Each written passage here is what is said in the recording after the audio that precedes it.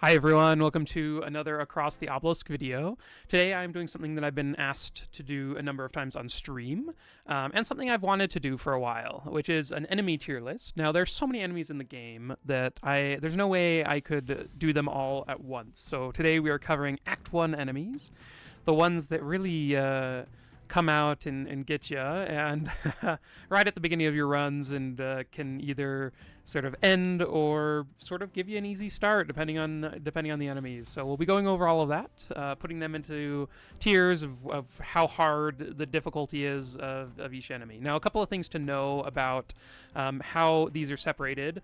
Enemies in Act 1, and this will be focused on Adventure Mode and Madness 16, what I play the most of. Enemies in Act 1, the first half of the act, there's a certain set of enemies that spawn, and the second half, there's a certain set that spawn then.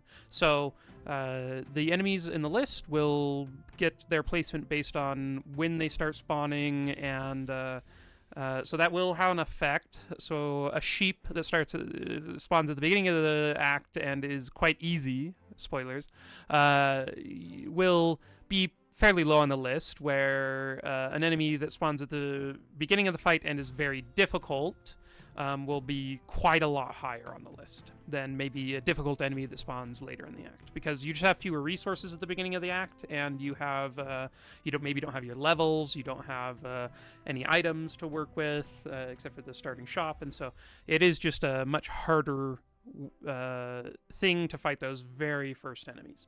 So that will sort of is a little intro to the video. Before we get actually into the tier list, I wanted to mention again that I am streaming a lot more, streaming on Twitch. I've been having a ton of fun interacting with people and chatting with viewers. It's a ton of fun to sort of chat about what you enjoy about the game, questions you have, going over, like, quite often people come in and will ask, hey, like, what can I do with a certain comp? And I can chat and give suggestions, and just interacting with people who enjoy Obelisk is a ton of fun. So if you enjoy my streams and want to catch me on Twitch, then the link is down below, and that will help support me to continue to make content, which is something I really do enjoy. If you do want to support me more than just tuning in, which is great, just to tune in, like the videos, and subscribe. But if you can and want to, then you can join my channel, which will give you some extra perks and will help me to make more content and make this a larger part of my life. So if you want to do that, you can. But without further ado, let's get into the tier list. Hi everyone, welcome to this Across the Obelisk tier list. So today we are doing something pretty fun with ranking all of the enemies that can appear in Act 1 of Madness 16 Adventure Mode in Across the Obelisk. So one thing I wanted to do with this tier list, I've been asked a number of times to rank champion enemies and to rank sort of give my opinions on that, and one thing that I've always thought is there are some normal enemies that are much harder than any of the champion enemies. So today we are going to be ranking all of the enemies together. There are going to be some or quite a few normal enemies that are ranked higher than champion enemies, and it will be sort of fun to look at and sort of think about the different enemies that show up, and sort of think about how much trouble you might have when you come face to face with one. So one thing to know in Act 1, how it works, all of the acts sort of function this way. There are enemy sets that are available for the different parts of the act. So the first half of the act, there's an easier set of enemies that you face than the second half of the act. And so some of the first half of the act enemies are going to be higher up on the tier list, even though they may not be, like, if you compared both enemies together, then the enemies that appear in the second half are almost always going to be stronger than the first half. But the enemies you face in the first half, your decks are much weaker, you don't have your level ups, It's just like a much harder thing to kill those first enemies because of sort of as you are playing, you are increasing your power level, and so the stuff you're facing in the second half, you have a little bit more. You have better resources to actually battle against them. So the enemies in the first half will get a little bit of a bump from that. And there's certain enemies in the first half that are just like terrifying. And so we have here the S tier, the help me tier. If the enemies that kill me by far the most often out of anything, and we'll be going down the list. As I do this, I'm gonna for sure be moving stuff around as I go because it's sort of a process. We're going to be putting character enemies in on this list, and then I'm going to realize, okay, well this enemy needs to be moved up or down as we go. So it won't be fully official until I actually finish the list. So that should be good. With that known, let's get into the list. So. Starting with the assassin. Oh, this will also show you how many of the names of these characters I actually remember. I think it's a decent amount, but there are definitely some that I have totally forgotten. So, yeah, let's get going with the assassin. I think assassin is like a solid B tier enemy. The assassin is an enemy that, given the right circumstances, can be very scary. If you don't have a way to give reinforce or dispel the mark it applies, like on your back character, can be really annoying. It also applies decay on your front character, and so that together, along with having some turns when it's invisible and hits your team, can really cause some big issues. So usually not an issue, but under the right circumstances can be kind of scary. So definitely sort of in the middle, an enemy that I care about, and that like I do want to kill it, but I don't want to. But like most of the time, it's not going to cause very much trouble. This tomahawk guy, I don't know. He uses a tomahawk. He like chucks his axe. I don't know what his name is. I think it's like, is it axe thrower? Is it like, I don't actually know. He is for probably C, maybe D tier. Almost never care about him. Like, enemy that's just sort of chilling there. He does a little bit of damage. Not anything that I'm really worried about. Kind of happy when he's in a fight, right? I might move him into D tier for now, but there's some terrible enemies that I'm always happy to see in a fight that are in this list, so he may be moving up eventually. This is our first champion monster, so if you've just been playing on normal mode of Across the Obelisk, the champion monsters are an addition in Madness 16. So each fight, it has a random enemy monster that is champion. It has a much better stats, has better attacks, has some enchantments and stuff it uses. Really just a sort of amped up version of the original. This is Bacon. Should he be in B tier? Because he's Bacon. Well, I think I'll put him in. I mean, probably Bacon is more scary than an assassin, but like, yeah, I'd probably put him like top of B tier at the moment. I think Bacon can cause issues occasionally. He's an enemy. He puts a thing on himself so that if you hit him, he gives all of the enemy team powerful. And so I think that, that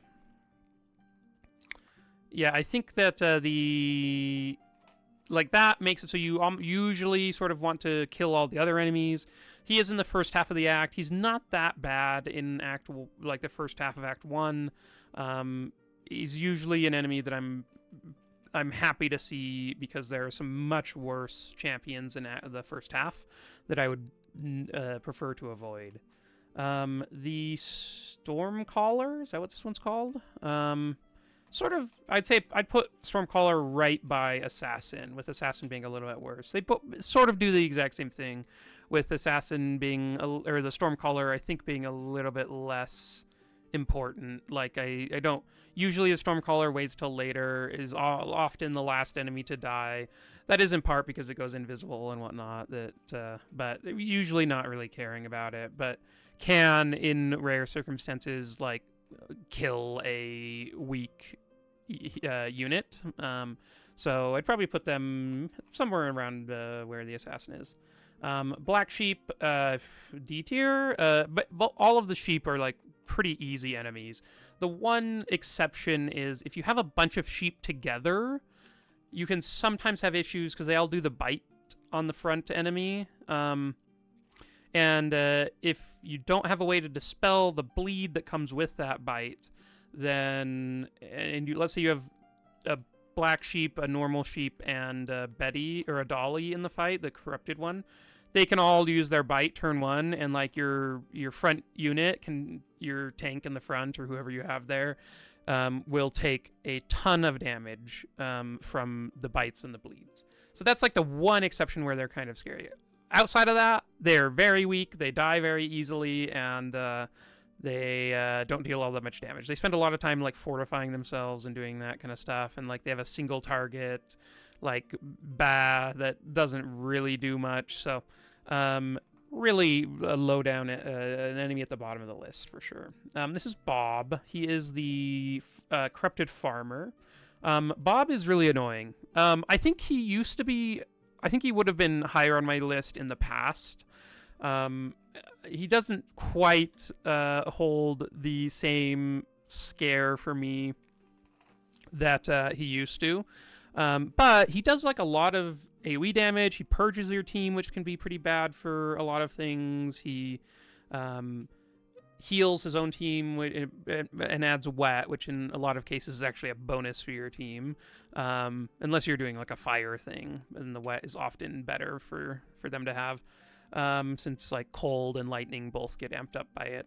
But I wouldn't say he's like a death knell to a fight. I think he's not like a horrifying enemy, but he definitely is a grade above all of the or most of the other champion enemies early on in the run. So I would say he's higher up on this list in part because he's kind of scary at the beginning of Act 1. Like he can be in your first fight, and that can be quite annoying, and he will deal a lot more damage than some.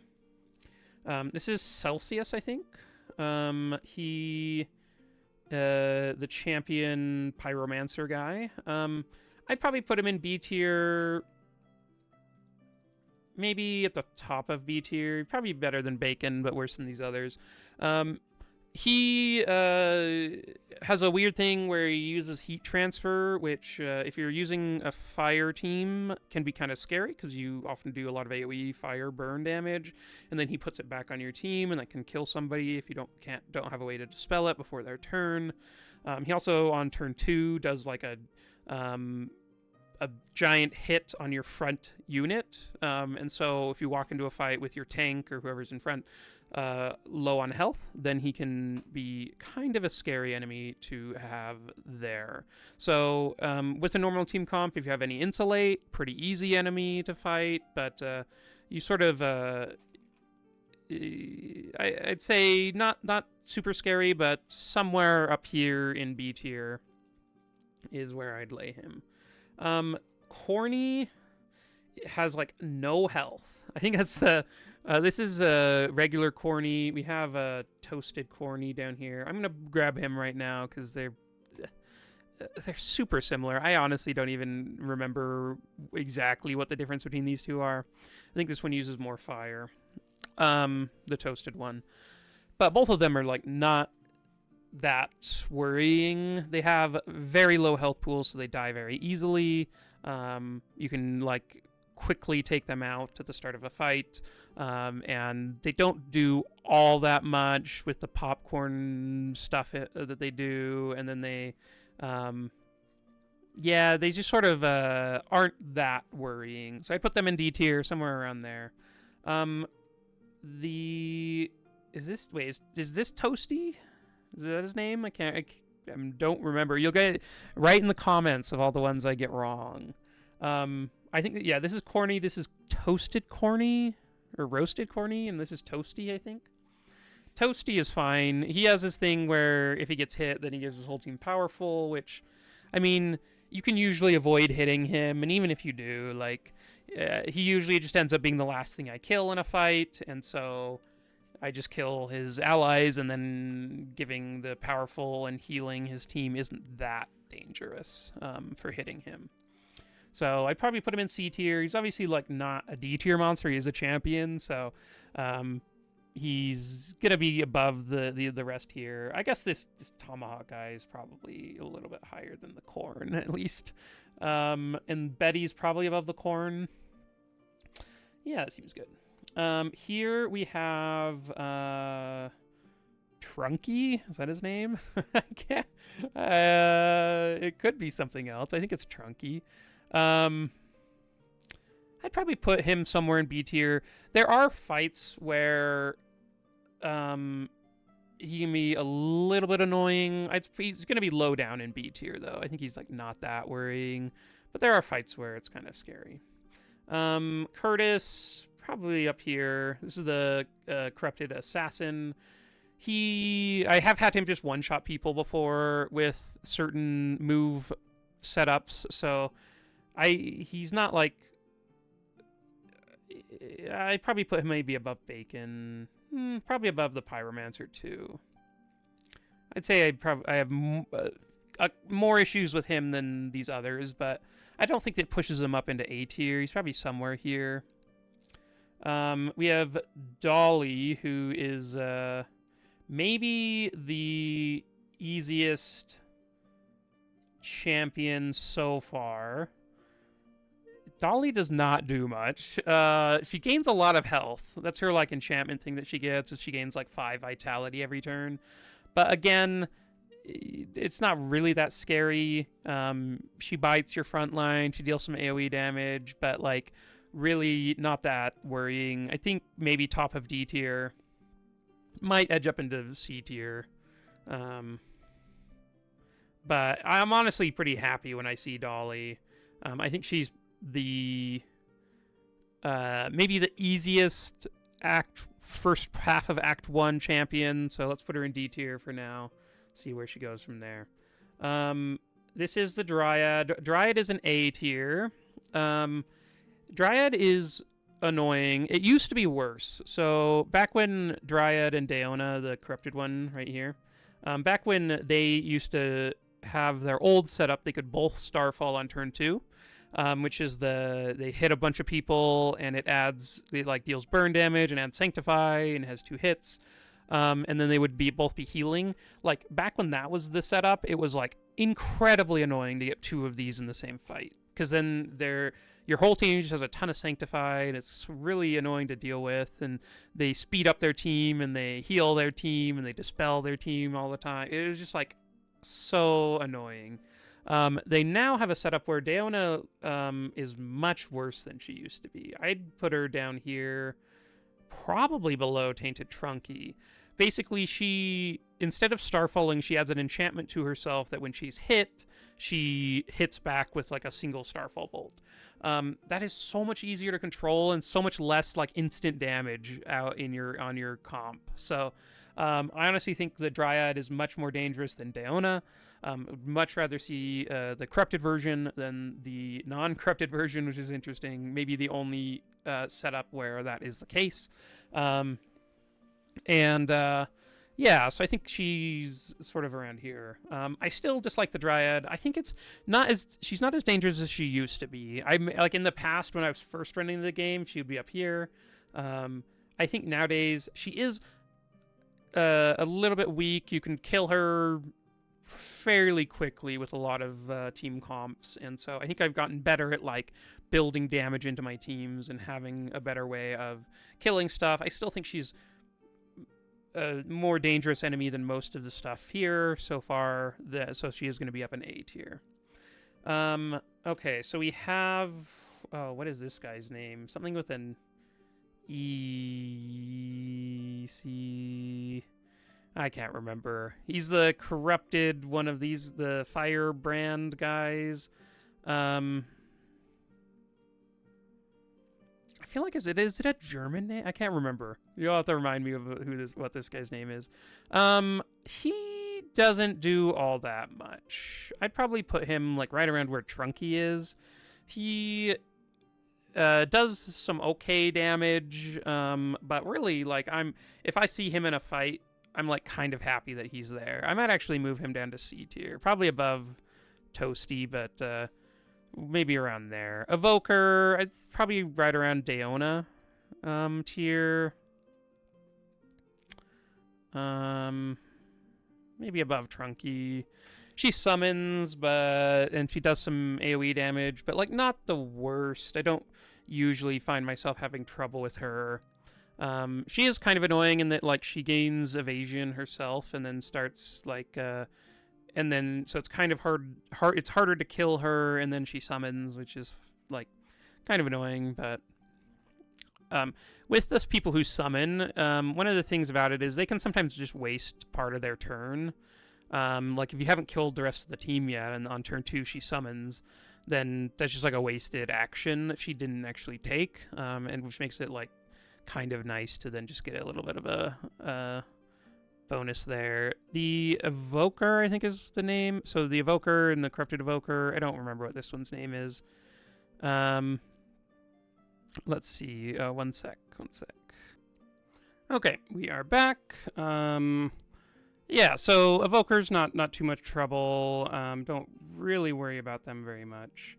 The Farmer, probably up right around where the Dryad is, a little bit lower than the Dryad. I think the Farmer is mainly just up here because he's an enemy that is early on in the acts, and he's much harder than the enemies that surround him, right? Like, if I walk into a fight, when there's a farmer on the field, that could have been a sheep or a corny, and those enemies are awful.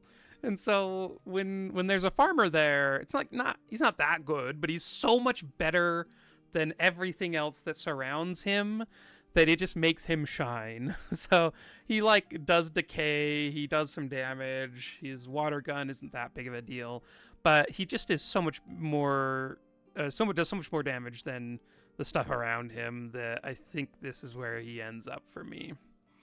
The Firebrander, pretty much like the Evoker, just like not that big of a deal.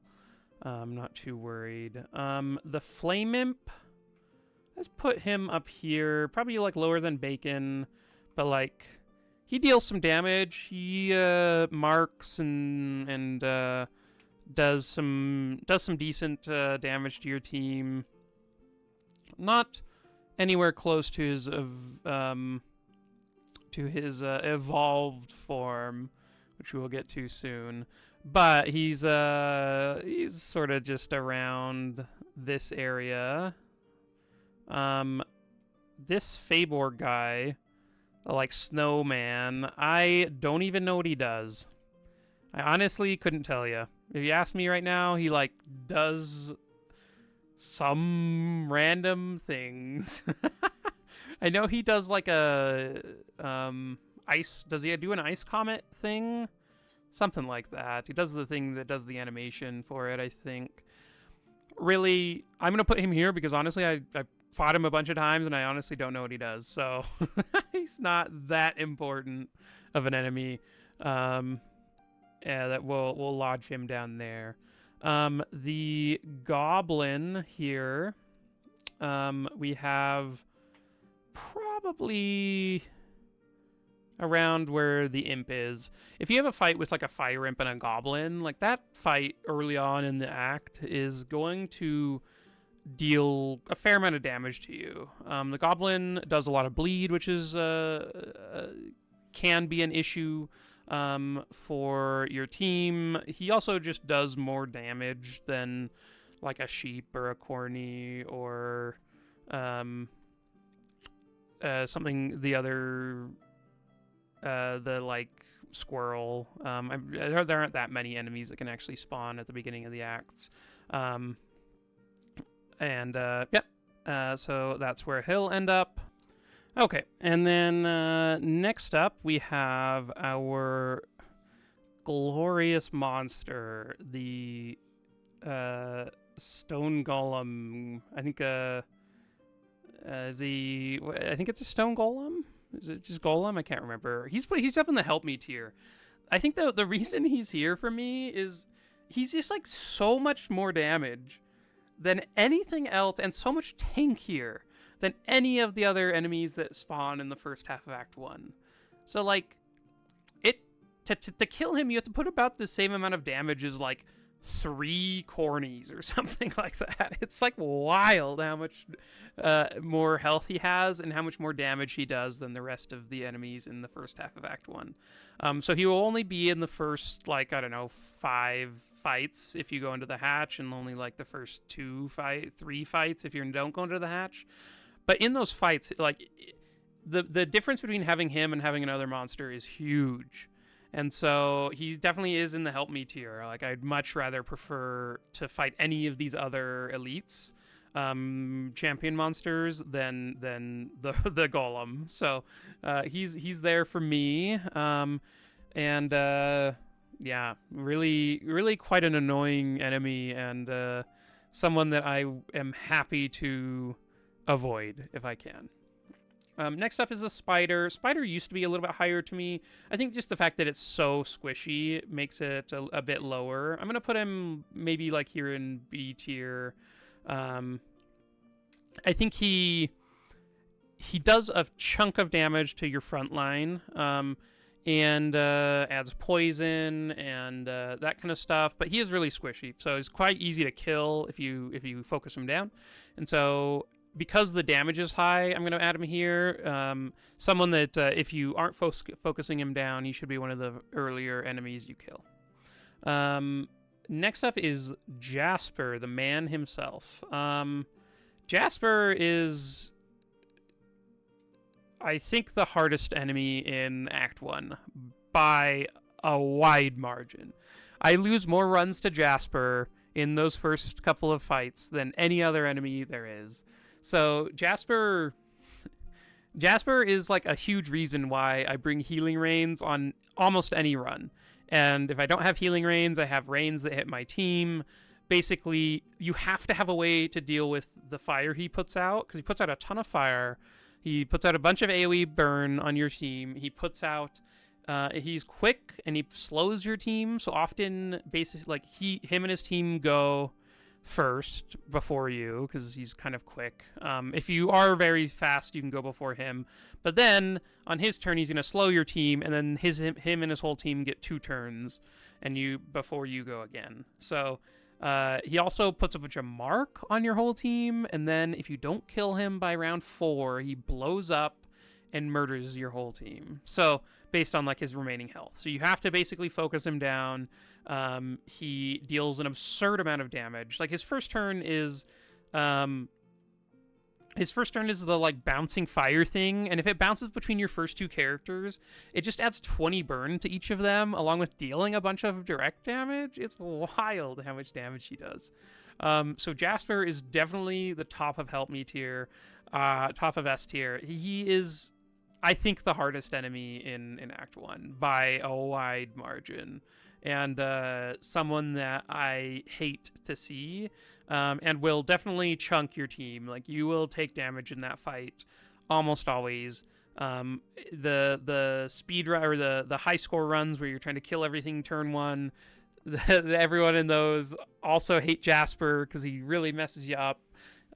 So definitely the sort of the boogeyman of Madness 16 runs. You start and you have like 2 fights with Jaspers in both, and you just want to cry because like it is a wild amount of damage.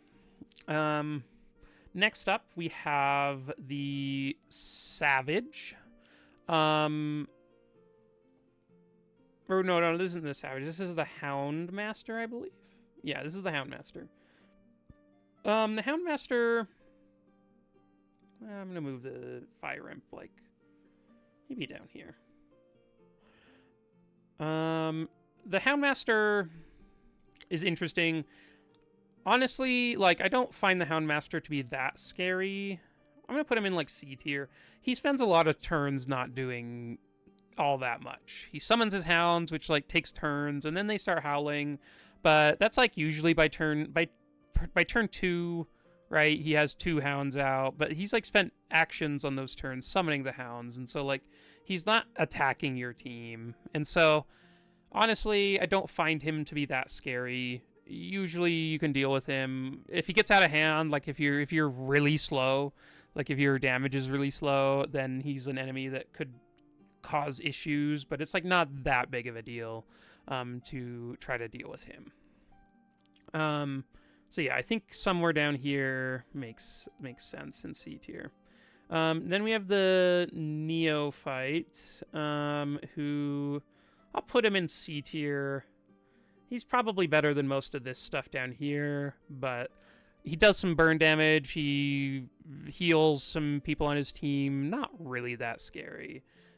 This guy too, the initiated, I can't remember the exact term, is definitely a problem. I'm sorry, definitely not a problem. He's sort of around the same place as the initiate. He deals a little bit more damage, but they're about the same. I honestly don't mind either. In fights, they are sort of just there, not doing a ton. I'm going to put the Ooze in A tier. I think mainly, not because of, like, it being super overpowered. It's just I find myself dying to the Ooze a lot. I have, like, some tank in the front that has a bunch of armor, and then the Ooze wipes it away with its ability, and it, like, corrodes all the armor away, or whatever that is, and the Ooze has an ability that removes all the block on the front character. And so that'll happen, and then your tank or whoever you had a bunch of block on now is just open and gets hit a bunch, and then they die. That's happened to me a number of times. It's obviously not always going to happen, and but when it does, it's like pretty annoying and can definitely lead to more deaths than a lot of these other enemies. Another thing about the Ooze is it has like some really weird resists. It's like very resistant to physical damage. It's quite resistant to some of the elementals. I think it's like, is it lightning that does more or less? I remember some of the elemental stuff is like less to it. So yeah, it just has like higher resists than other stuff, so it often takes a bit to kill it. And occasionally, depending on if you like take a corruptor where poison's a thing, usually poison's not too big of an issue, but that one, it's like it's there, but not too much. But it's mainly just the corroding the armor, like breaking all of your front lines block is kind of scary. So Heiner just hates to see the Ooze when he's all tanked up. And I've had a lot of mage tanks that just get wrecked by this because they're like, hey, I made all this block and now it's all gone and we're very vulnerable. Here we have a... Wait, is this the... This is tainted... Or no, this is the non-tainted one. This is like Trunky. Oh, wait, no, just Tree something or other. I can't remember its exact name. It's maybe like here, right around the Houndmaster in C tier. Not too much of an issue. I'm going to add the Tainted Trunky. I honestly couldn't tell you the difference between these two. They have slightly different things. I think, does the Tainted one do the like bleed thing? Does the other one might not do that? They both sort of just do their hit the front line, add crack and that kind of stuff. They don't really scare me all that much. This is the Riffling, the newest enemy in Act 1. And I would probably add him probably like right above, maybe like top of B tier.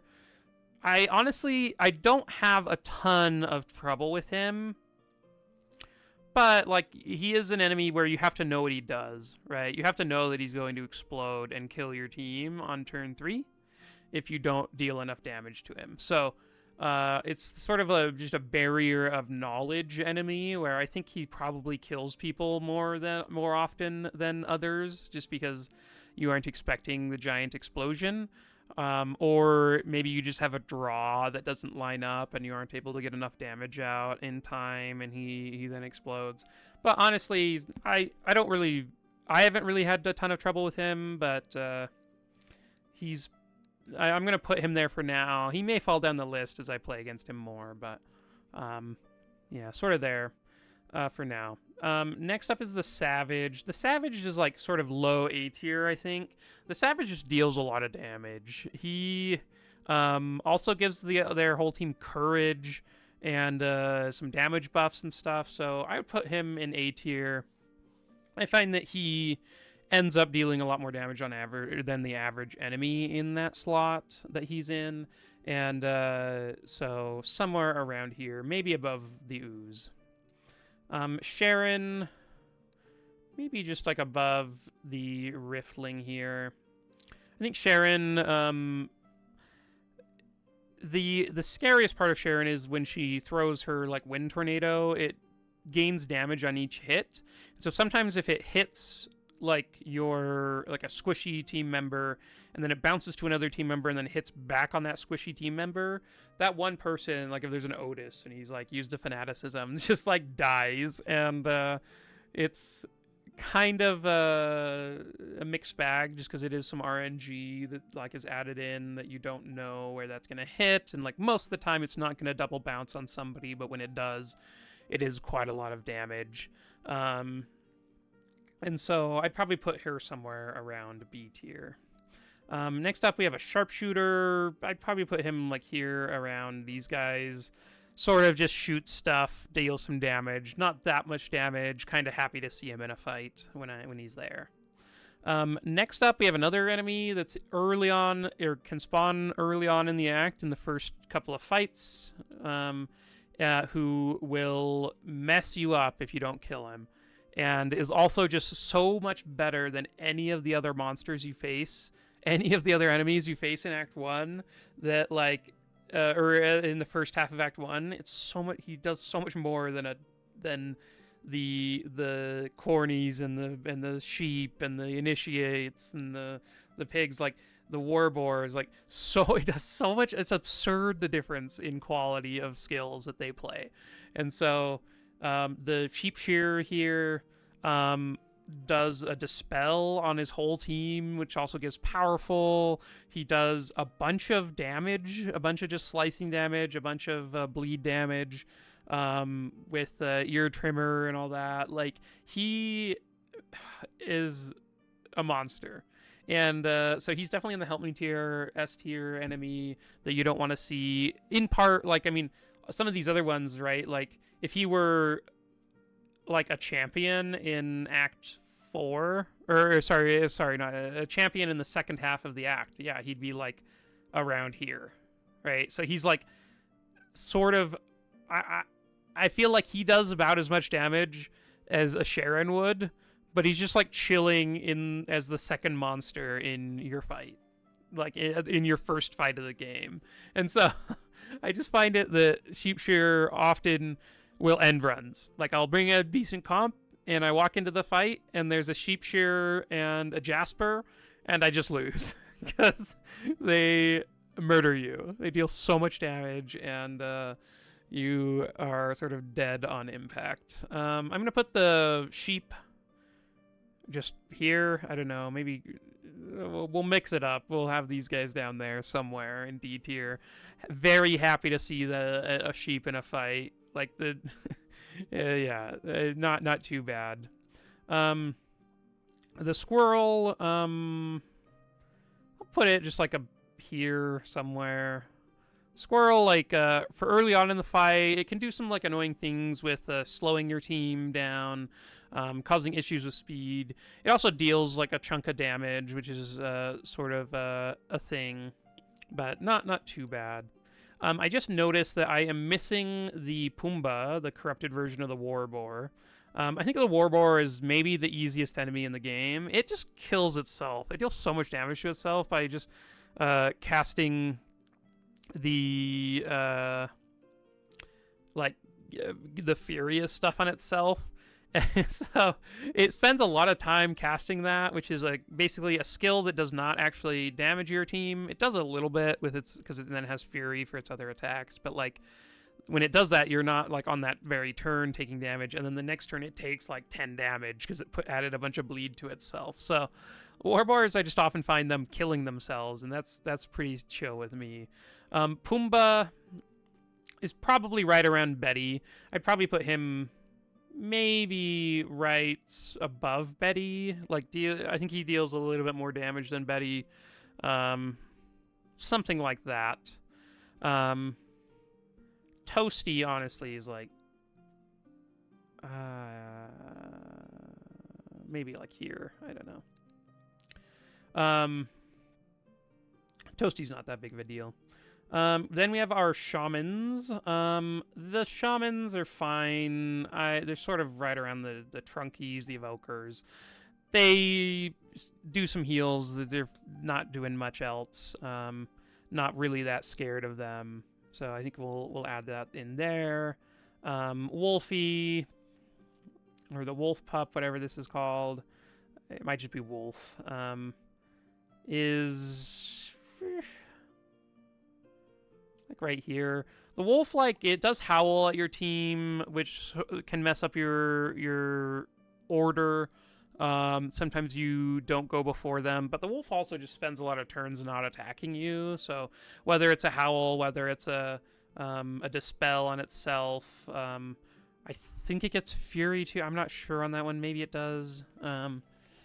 Can't remember its exact attacks, but yeah, it just spends a lot of time not hitting you, which is nice. Like anything, a lot, as you'll notice, like a lot of these, like the sheep are low because they block for themselves, and that's like it for their, like, one of their things is just like, oh, I blocked, and then it attacks one person, and you're like, well, that turn was nothing. Like, thank you, sheep. Like, and so a lot of these enemies down here are things that then aren't actually coming at you and dealing damage on their turn. So, yeah, I think that sort of ends up around there. And the what is the champion shaman name? He's something. I don't remember. I'd probably put him right around here. I usually don't have issues with the champion shaman. He does like the thing where they all start healing each turn. And he has like lightning bolt, which can stack up a chunk of spark on somebody if it keeps hitting the same person. But I usually don't really have issues with him. I'd be much more scared of some of the other corrupted enemies at the end of the act. Let's take a look here. Daona should probably be above these guys. Trunky should probably be above these guys. He should maybe be over here by the evoker. The corrupted shaman or the champion shaman. I'm trying to think if there's anything I would change from here. I think this is a pretty accurate portrayal of where I think the enemies land. You'll have to share with me your thoughts on the lineup here of enemies. If I missed anyone, I tried to get everyone. I went over the list a number of times. I couldn't find anywhere online that has a comprehensive list of all enemies in Act 1, so I sort of had to just check a bunch of times in Act 1 to see what was actually spawning. I think this is all of them, but there could be something I missed. If there is, let me know. If there's any enemy that you really have trouble with that I maybe ranked low or higher than you thought I would, then definitely let me know. Always happy to hear your thoughts in the comments. And yeah, I think this was a fun exercise. This was Act 1, so these are only enemies in Act 1. We're going to move on to Act 2 next. At some point, I'll get that video out. But this was fun, and I hope you guys enjoyed my thoughts. Again, all focused on Madness 16 in across the Obelisk, and yeah, thanks for your time. And we'll, if you like this video, definitely like, down below, along with subscribing to my channel. If you are interested, there's lots of Obelisk content on here. Hope to have you here. Subscribe, and if you, as I talked about at the beginning, if you like my videos, then click the join button. You can support me there with additional help and to help me keep making these. And yeah, I'll be back soon with more.